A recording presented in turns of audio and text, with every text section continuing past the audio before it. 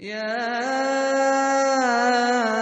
أيها الناس إن كنتم في ريب من البعث فإنا خلقناكم من تراب ثم من نطفة ثم من علقة ثم من مضغة مخلقة وغير مخلقة لنبين لكم ونقر في الأرحام ما نشاء إلى أجل مسمى ثم نخرجكم طفلا ثم لتبلغوا أشدكم ومنكم من يتوفى ومنكم من يرد إلى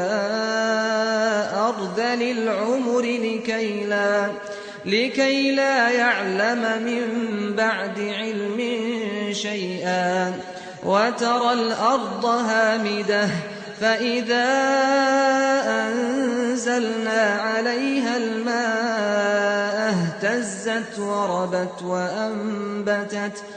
وأنبتت من كل زوج بهيج ذلك بأن الله هو الحق وأنه يحيي الموتى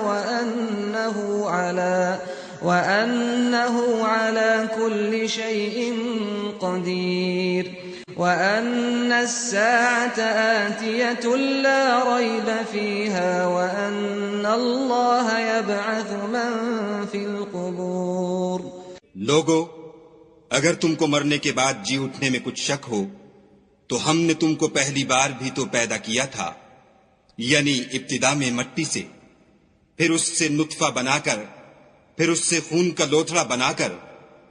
پھر اس سے بوٹی بنا کر، جس کی بناوٹ کامل بھی ہوتی ہے اور ناقص بھی، تاکہ تم پر اپنی خالقیت ظاہر کر دیں، اور ہم جس کو چاہتے ہیں ایک میعاد مقرر تک پیٹ میں ٹھہرائے رکھتے ہیں، پھر تم کو بچہ بنا کر نکالتے ہیں، پھر تم جوانی کو پہنچتے ہو، اور بعض قبل از پیری مر جاتے ہیں، اور بعض شیخ فانی ہو جاتے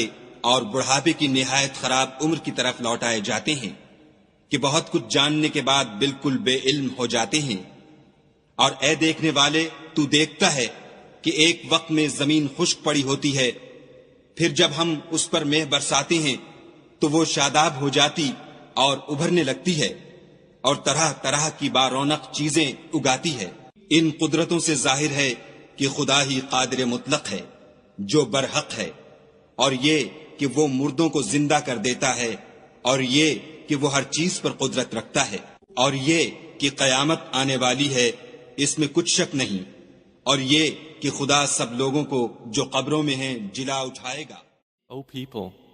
if you should be in doubt about the resurrection, then consider that indeed we created you from dust, then from a sperm drop, then from a clinging clot, and then from a lump of flesh, formed and unformed, that we may show you. And we settle in the wombs whom we will for a specified term. Then we bring you out as a child, and then we develop you that you may reach your time of maturity. And among you is he who is taken an early death, and among you is he who is returned to the most decrepit old age, so that he knows, after once having knowledge, nothing.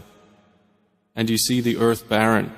but when we send down upon it rain, it quivers and swells and grows something of every beautiful kind.